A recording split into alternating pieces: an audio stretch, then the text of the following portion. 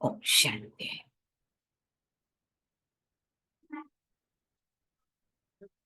मैं आत्मा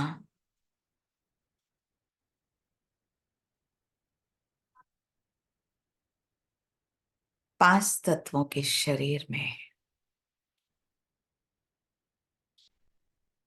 भ्रुकुटी के मध्य हूं।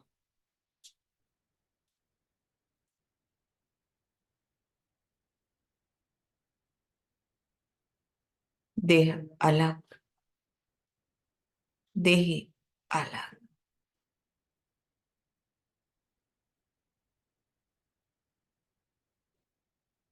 मैं आत्मा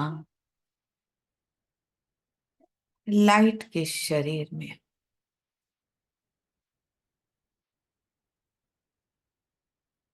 व्यक्त से अव्यक्त भाव अनुभव हो रहा है।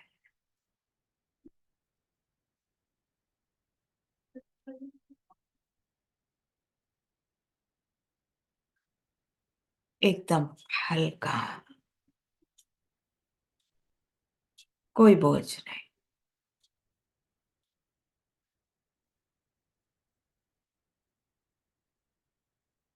संगम का समय सारे कल में अति भाग्यवान समय है।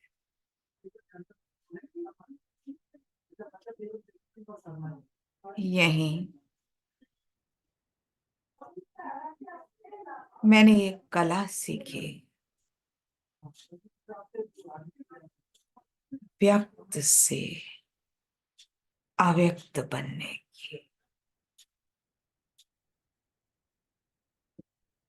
जैसे ब्रह्मा बाबा इस संगम पर व्यक्त से अव्यक्त हुए, वैसे ही बाबा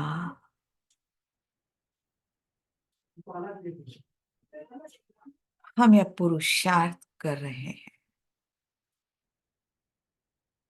व्यक्त से अव्यक्त में जाने।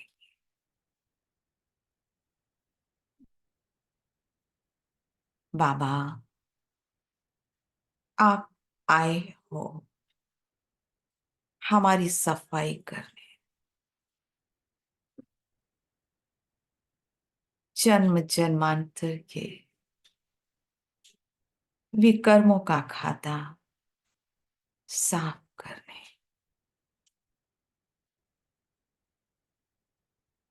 आप आए हो हमें पवित्र बनाने। और मैं अनुभव कर रही हूं, आप मेरे सामने आ गए।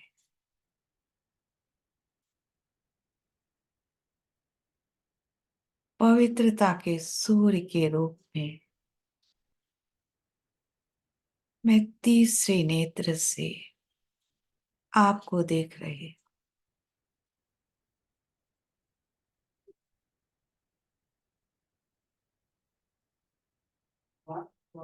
पवित्र किरणें मुझ पर पड़ रही।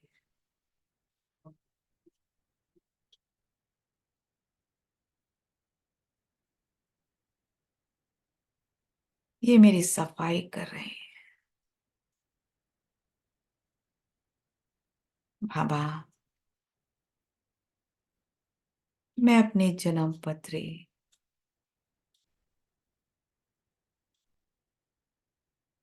आपको स्पष्ट लिख रहे हैं।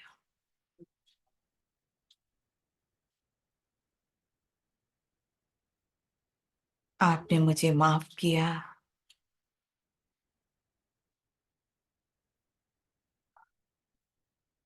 और मुझे शक्ति स्वरूप बना दिया।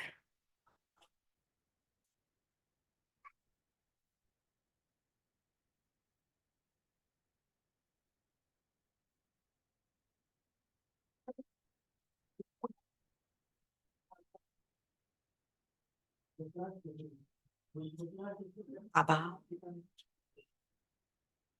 मुझे अपना कर्तव्य भी याद है।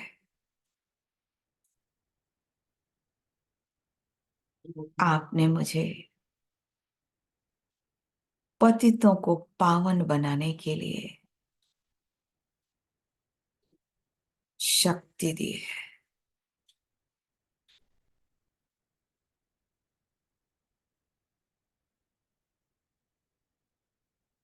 मैं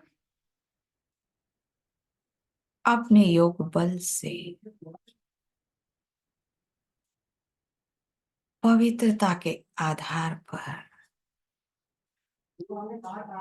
सबको संदेश दूंगी। बाबा, आज भी मेरी बुद्धि का ताला खोल देना,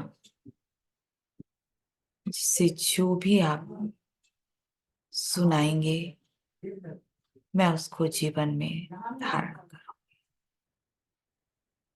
थैंक यू बाबा। मैं इसी स्थिति में आज का जो मुरली का भाग है वो सुनोगे।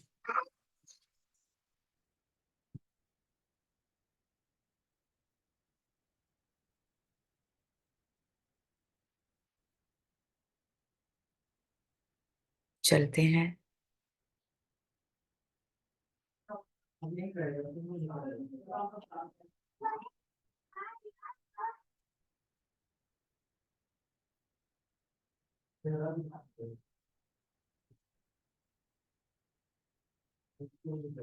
दिखाई दे रही है मुरली? जी, दे रही है। It's okay.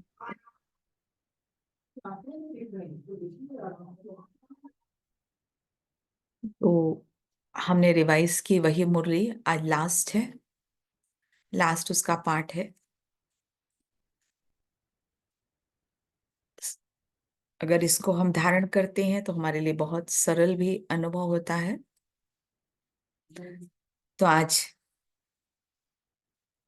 बाबा ने हमको कहा कि आप औरों को रास्ता बताने की निमित्त बने हो। हम्म, अभी मुरली, क्योंकि वही मुरली है जो उसका लास्ट पार्ट है, जो हमने परसों ली थी, है ना।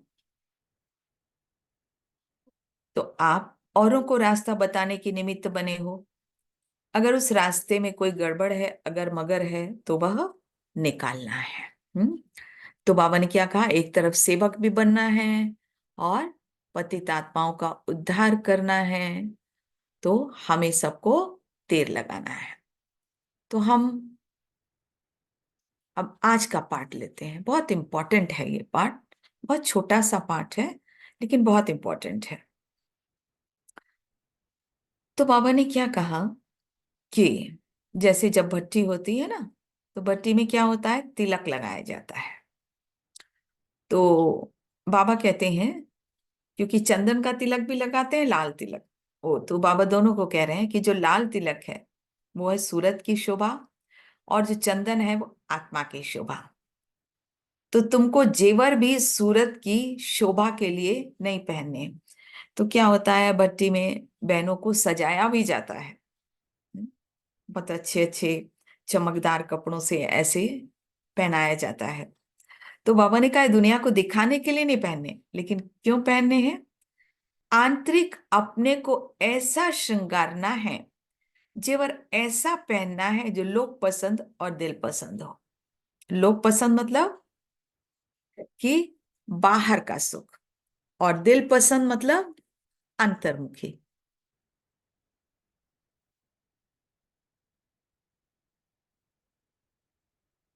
तो बाबा कहते कि अंतर्मुख होकर अपने को सजाना है। लोक पसंद मतलब बाहर भाषण किया, खुश किया, परंतु भाषा का जो रहस्य तंत्र है वह एक एक अपने कर्मेंद्रियों में बस जाए तभी शोभा। मतलब हमें अगर किसी को ज्ञान सुनाना है तो सिर्फ मुख के माध्यम से नहीं, हमारी एक एक कर्मेंद्रिय, जैसे हम किसी को शांति कि हम आत्मा शांत स्वरूप हैं। तो बाबा का कहने का मतलब है कि मेरी आंखों से भी शांति नजर आए, मेरे चेहरे से भी शांति अनुभव हो, मेरी वाणी से शांति अनुभव हो। तो पूरे कर्मेंद्रिय जो है वो बोले, उससे जो भाषण देते हैं, मतलब वो तभी हो सकता है जबकि हमारी आंतरिक सुंदरता है। इसीलिए बाबा ने कहा कि अंतर्मुखी होकर अपने को सजाना है। लोक पसंद भाषण किया, खुश किया, परंतु भाषा का जो रहस्य तंत्र है एक एक कर्मेंद्रिय में बस जाए तभी शोभा। कर्तव्य से दैवी गुणों का शो, हम्म, तो दिखाई देना चाहिए दिव्य गुण, हमारी हर कर्मेंद्रिय से झलकना चाहिए। दिव्य गुणों का क्लास होता है सजने के लिए, ऐसे ही सज सज कर संगम से पार होना है। तो इसी तरह से हमें अपनी सारी कर्मेंद्रियों को सजाकर इस संगम से में ही व्यक्त से अव्यक्त बनना है, और फिर अपने घर जाना है। और फिर अपने घर से कहाँ जाना है? पहले हम कहाँ जाएंगे? यहाँ से परम धाम जाएंगे, और फिर परम धाम से कहाँ जाएंगे? कहाँ जाएंगे? ससुर घर। ससुर घर कहाँ है हमारा? कहाँ है? हम सबका ससुर घर कहाँ है? सतयुग। सतयुग। सतयुग है ना। तो कन्या ससुर घर जाती है, अगर पढ़ी लिखी अक्लमंद नहीं होती तो सास ससुर कहते हैं इसमें चलने उठने बैठने का ही अकल नहीं है। तो अब तुमको ससुर घर जाना है, तुम्हें सजकर जाना है ना, वहां तुम सजे सजाए श्रृंगारे रहेंगे। किस चीज से श्रृंगार? बाबा ने स्पष्ट किया कि कौन सा श्रृंगार होना चाहिए? दैवी गुणों का। दैवी गुणों का श्रृंगार होना चाहिए। तो इस संगम युग पे बहुत ध्यान से, सिर्फ बहुत छोटी सी बात आज हम धारण कर लें कि हमें इस संगम युग पर दैवी गुणों से अपने आप का श्रृंगार करना है। क्योंकि ससुर घर में जब कोई भी कन्या जाती है तो सजकर जाती है। तो हमें ससुर घर अर्थात सतयुग जाना है, तो हमें दैवी गुणों के श्रृंगार से सज कर जाना। बाप कदम कदम को नहीं देखते कि एक कदम क्या कर रहे हैं, परंतु एक एक कर्मेंद्रिय को देखेंगे। क्योंकि सतयुग में हमारी एक एक कर्मेंद्रिय सजी हुई होगी। जैसे कहते हैं ना, अरे इसके तो नाक नक्श जो है बिल्कुल जैसे कि किसी ने बैठ कर बनाया है। ऐसे ही हमारी सारी कर्मेंद्रियों से प्योरिटी झलकेगी। कदम अक्षर मोटा है, कदम से पदम मिलता है, वह अपने कल्याण के लिए। ठीक है, आप मेहनत करोगे तो कदम में पदम बतलाया, परंतु यहां हमको किसको सजाना है? कर्म इंद्रियों को सजाना है। और किससे सजाना है? दैवी गुणों से। तो गहना पहन कर चलना है। अब सजने के लिए किसके पास आ गए हो? किसके पास आए हैं हम बाबा के पास आए हैं ना। बाबा ने कहा मैं तुम्हारी सफाई करने आया हूँ, हम्म, सजाने आया हूँ, मैं तुमको तिलक देता हूँ। तो अब सजाने के लिए आए हैं। तो बाप दादा के घर सो अपने घर आए। बाप दादा के घर सो अपने घर आए। तो मधुबन क्या है? वो हमारा घर है। और सजाने वाला कौन है? जब सगाई होती है तो गहना बनाने वाला एक, पहनाने वाला दूसरा होता है। तो अब सज कर चलना है, समझा? किससे सज कर चलना है हमें? दिव्य गुणों से हमको सजकर चलना है, समझा? तो हम सब कौन है? सयानी टीचर तो हो ही ना। तो देखो, जो भी बाबा की मुरली सुनता है वो स्टूडेंट भी रहता है, और वो फिर सुनाता है तो टीचर भी हो जाता है। तो हमें यह ज्ञान सबको सुनाना है। लेकिन आज बाबा ने बताया कि कैसे, किस तरीके से इस ज्ञान को सुनाना है। अर्थात आपकी जो कर्मेंद्रिय हैं वो बोले, वो बोले, उनमें प्योरिटी की झलक आए, दिव्य गुणों की झलक आए, ऐसे आपको बनना है।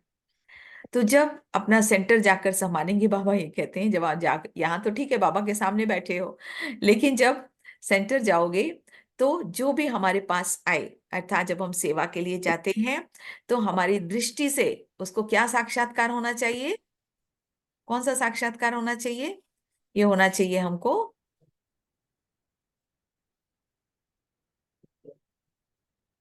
दृष्टि से सतयुगी सृष्टि दिखा सकें। ये होना चाहिए कि दृष्टि से सतयुगी सृष्टि दिखा सके। कहते हैं ना, दृष्टि से सृष्टि। हमारी दृष्टि में इतनी प्योरिटी हो, इतनी सादगी हो, इतना आकर्षण हो। कहते हैं ना, जब बाप दादा से आप मिलो और दादियों से मिलो तो सिर्फ उनकी आंखें ही देखते रहते हैं। बाप दादा तो ठीक है, उनकी जो आंखों में इतना डीप गहराई दिखाई देता था, लेकिन आप दादियां भी वैसे बन गई थी तो दादियों की आंखों में देखो तो वो बहुत डीप गहराई, प्योरिटी दिखाई देती है। तो बाबा ने यही कहा कि जब भी कोई आपके सामने आया, पूरी धारणा की मुरली है, बाबा हमको बहुत सजा रहे हैं, बहुत सुंदर बना रहे हैं कि अपनी दृष्टि को कैसे सजाओ। जब आपकी दृष्टि में कोई देखे तो उन्हें रूहानियत नजर आए, उन्हें जीवन मुक्ति अनुभव हो कि हाँ, इनके पास आए हैं तो जरूर ये बहुत सरल सा ऐसा ज्ञान देने वाले हैं, जिससे कि हमको ज्यादा मेहनत नहीं पड़ेगी और हमें नया सुंदर संसार हमें मिल जाएगा। तो इस तरह से उनको समझ में आ जाएगा कि जरूर अगर ये ऐसे हैं, इतनी प्योरिटी है, तो एक प्योर संसार आने वाला है। खुला है शायद। तो ये प्योर संसार आने वाला है। तो हम अपनी चाल चलन में अपने कर्मेंद्रियों को जरूर देखें कि हमारी कर्मेंद्रियों में इतनी प्योरिटी आ गई है कि कोई आने वाला, अगर हम उसको सुनाए भी नहीं, कोई भी बात नहीं सुनाए, लेकिन उसको अनुभव हो कि सचमुच ये हमें कोई बहुत सुंदर रास्ता बतलाने वाले हैं, जिससे कि नवयुग आने वाला है, ये जो कहते हैं बिल्कुल सत्य है। ये तब होगा जब गहने अच्छी रीति पहनेंगे। तो कौन से गहने? दिव्य गुणों की। अगर लापरवाही से कोई गहना गिर गया तो नुकसान भी होगा और सजावट की शोभा भी चली जाएगी। अगर आपने दिव्य गुणों पर अपने ध्यान नहीं दिया, ऐसे ही चलते रहे अलबेलेपन से, जो भी कुछ आया, मुख से कुछ भी बोल दिया, कुछ भी खा लिया, हाँ, तो लोगों की नजर रहती है, क्योंकि हम वर्ल्ड की स्टेज पर है ना। तो इसीलिए बाबा ने कहा कि लापरवाही से अगर कोई गहना गिर गया, मतलब दिव्य गुण समाप्त हो गए, और तो आपकी सुंदरता भी चली जाएगी। इसलिए ना शोभा को हटाना है, ना गहनों को उतारना है। बड़ी बात नहीं, छोटी समझेंगे तो सहज समझ आएगी। अगर कहेंगे बड़ा ऊंचा ज्ञान है तो कोई नहीं आएगा, तो कहो कि ये तो बहुत ऊंचा ज्ञान है, बहुत महान ज्ञान है, लेकिन थोड़ी आपको मेहनत करनी पड़ेगी। ना ना, ऐसे नहीं कहना। देखो कितनी हमको प्रैक्टिकल बात बाबा बता रहे हैं। हम हमेशा कह देते हैं ना, अरे बहुत बड़ा ज्ञान है वो तो ऐसे जो नया आए ना उसको नहीं बोलना, क्या मुझे नहीं सुनना नया ज्ञान, मुझे तो अशांति है, मुझे तो शांति चाहिए, मुझे तो मुक्ति चाहिए। तो फिर उनको क्या कहो कि 7 दिन में आप जो है जीवन मुक्ति को प्राप्त कर सकते हो। तो क्या उनको अनुभव होगा? क्या होगा कि लॉटरी मिल गई। तो हमें किसी से मेहनत नहीं करानी है, हमें सबको लॉटरी दिलानी है। लॉटरी दिलानी। तो लॉटरी लेने में थोड़ी किसी को मेहनत लगती है। लॉटरी खुली, वाह क्या खुशी होती है लोगों को कि बिना मेहनत का 1 रुपए का टिकट खरीदा और उसमें 1 लाख मिल गया। तो ऐसे ही यहाँ 7 दिन आए और 7 दिन में हमको बहुत बड़ी लॉटरी मिल गई, मुक्ति, जीवन मुक्ति का उनको रास्ता। तो इसीलिए बाबा हमको सेवा करने की विधि बतला रहे हैं कि आपको सेवा कैसे करनी है।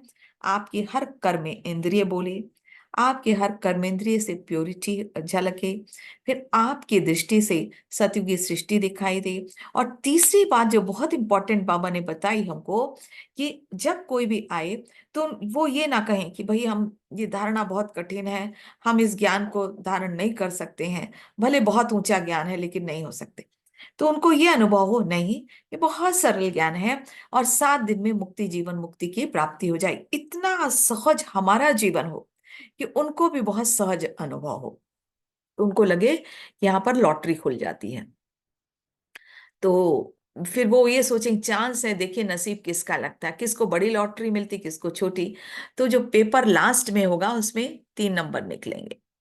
जितना जो पुरुषार्थ करेंगे उतना नंबर मिलेगा। नसीब को बनाना खुद के हाथ में है। तो अब लॉटरी के इंतजार में नहीं रहना, इंतजाम करते रहना। तो कैसे योग से एम पूरा होगा? जो निसंकल्प होता है उनको ही सच्चा योगी कहा जाता है। उनमें जो लक्ष्य है वह धारण करना है। अच्छा, बाबा ने कहा बहुत खजाना हमने दे दिया आज, बहुत खजाना मिला, अब अपने पास जमा करो। इतना जो खजाना मिला ना बाबा ने, इस मुरली से तीन चार ही पॉइंट बहुत इंपॉर्टेंट है, और उस तीन चार पॉइंट को ही हमको मनन चिंतन करना है कि जब भी कोई, क्योंकि ये मुरली 2 दिन पहले भी थी ना। पहला पॉइंट क्या है कि जब भी कोई आए उसको साकार बाबा का भी परिचय जरूर दो। हम्म? और दूसरा, संगम युग का परिचय भी जरूर दो। बाबा कोर्स देने की विधि भी बतलाए कि ऐसे मत पहली अव्यक्त धाम में ले जाना उसको। तो ये बाबा ने कहा देखो कितना खजाना मैंने दे दिया, और तुमको पवित्रता भी धारण करनी है, धरत परिये धर्म ना छोड़िए। और फिर उसके बाद बाबा ने हमारा श्रृंगार किया। किससे श्रृंगार किया? दिव्य गुणों से श्रृंगार किया। बाबा ने कहा ये दिव्य गुण मत छोड़ना। तो आप भी सहज अनुभव करोगे, तो जो आने वाला होगा वो भी बहुत सहज अनुभव करेगा, उसको भी अनुभव होगा कि जैसे लॉटरी मिल गई है ना। तो वही बाबा कहते कि अब इतना खजाना मिला, अब अपने पास जमा करो, गौ मिसल उगारना है। आप सब गाय भी हो ना। हम्म? तो हम सब कौन है? गाय हैं। गोपियां भी हो। तो बाबा ने कहा गाय भी हो, गोपियां भी हो। तो देखो, श्री कृष्ण के लिए भी कहा जाता है ना। हम्म? तो श्री कृष्ण की हम सब गोपियां हैं, तो सचमुच शिव बाबा के हम सब गोपियां हैं। तो इसीलिए श्री कृष्ण के साथ गोपियों का नाम बतलाया जाता है, जबकि वास्तव में परमात्मा के साथ। और पहाड़ को कैसे उठाना है, गऊ बनकर कैसे उगारना है, मतलब जो गऊ से बाबा कहते हैं ना, सीखो कैसे वो जुगाली करती है, बाहर लाती है, फिर उसको उगारती है, मतलब उसको एकदम महीन कर देती है। इसी प्रकार बाबा ने आज हमको जो ज्ञान सुनाया, बहुत सहज सुनाया, तो इसको हमें बार बार बार मनन चिंतन करना है। तो बहुत सारी मुरली की आवश्यकता नहीं है, एक ही पॉइंट का हम मनन चिंतन करें। तो यह कर्तव्य इस भट्टी में करना है, बहुरूप धारण कर बहु कर्तव्य करना है। भट्टी के अंदर सब अनुभव करना है, जितना पुरुषार्थ करेंगे उतना रिजल्ट निकलेगी। संपूर्ण अवस्था को प्राप्त करने का लक्ष्य क्या है, साधन क्या है, उसको जानना है। तो बाबा ने कहा लक्ष्य मत भूल जाना, है ना। तो अब बाबा क्या कहते हैं कि तुम्हें बाबा ने बहुत सारे रत्न दे दिए, बहुत सारे श्रृंगार कर दिए, तो अब जवाहरी ही परख सकेगा। कहते ना कि भाई जो जेवर की जो परख है वो जवाहरी करता है। तो बाबा ने बहुत सुंदर बात बताई कि जो सामने वाला, सामने यहाँ जवाहरी की मतलब क्या है, जो हमारे पास आता है, जो जिज्ञासु आता है, जो ज्ञान सुनने आता है, तो अगर वो परख नहीं सके तो आपकी वैल्यू भी नहीं होगी। तो आप सबकी परख तब होगी जब जेवर पर पॉलिश हो, चमक हो, तब वैल्यू भी होगी और पहुंचाने वाले भी पहचान लेंगे। चमत्कार नहीं होगा तो खरीद कौन करेंगे, समझेंगे पता नहीं सच्चा है या झूठा है। तो किस चीज से हमको श्रृंगार करना है, जेवर में पॉलिश करनी है, कैसे करना है हमको? बाबा ने कहा ना सुंदर सुंदर हैं, तो उनको रिफाइन करो। रिफाइन कैसे होंगे? जितना जितना हम मनन चिंतन करेंगे, हमने जो दिव्य गुणों की धारणा की है उसमें सूक्ष्म धारणा आती जाएगी, और सूक्ष्म धारणा होने से हमारा ऑरा बहुत पावरफुल होगा। जब ऑरा पावरफुल होगा तो अपने आप ही उनको ये अनुभव होगा, वो ऊर्जा उनको जाकर टच होगी। क्योंकि स्थूल में बाबा बात कर रहे हैं जो बताया, लेकिन इसका बहुत सूक्ष्म अर्थ है। सूक्ष्म अर्थ ये है कि आप अपने चारों तरफ का ऑरा इतना सुंदर बनाओ, अपनी इनर पर्सनालिटी इतनी सुंदर बनाओ कि आपके ऑरा में जो आए वो समा जाए, और आपके पास से जा न सके, भगवान का बच्चा बनकर ही जाए। ऐसा सारे जवाहरी आपके पास आएंगे, आपको परखने के लिए आएंगे, इनके पास कैसे गहने हैं, सच्चे हैं या झूठे हैं। क्योंकि आजकल बहुत सारी संस्थाएं भी हो गई हैं, और उन संस्थाओं में आर्टिफिशियलिटी बहुत है। लेकिन हम बाबा के बच्चे जितने ऑनेस्ट हैं, जितने ऑनेस्ट रहेंगे, उतना ही बाबा का नाम बाला कर सकेंगे। जितने प्योर रहेंगे उतना ही उनको शक्ति स्वरूप का साक्षात्कार भी होगा। इसीलिए किसी भी जवारी को ऐसे मत जाने दो। तो इसीलिए बाबा ने कहा कि जब ऐसा होता जाएगा, इतनी आप में अंदर पावर आ जाएगी, तो आप भी वतनवासी बनते जाएंगे। तो व्यक्त से अव्यक्त बनने के लिए बाबा ने हमको ये सारी विधियां बतलाई हैं। तो आज छोटी सी ही वाणी है ना, पूरी वाणी से। तो जो भी इस वाणी में 3 दिन जो चली इस वाणी में, तो आपको कौन सा पॉइंट, एक पॉइंट अच्छा लगा जिसको कि हम धारणा कर सकते हैं, तो बताएंगे, है ना। कठिन नहीं, बाबा ने कहा कठिन नहीं बोलना, सरल बोलना। हाँ, कठिन बोलने से गड़बड़ हो जाता है। तो इससे जो सरल सरल सी बातें हैं जो हम धारण कर सकते हैं, वो कोई भी बताए। हम शुरू से कर देते हैं इस मुरली को।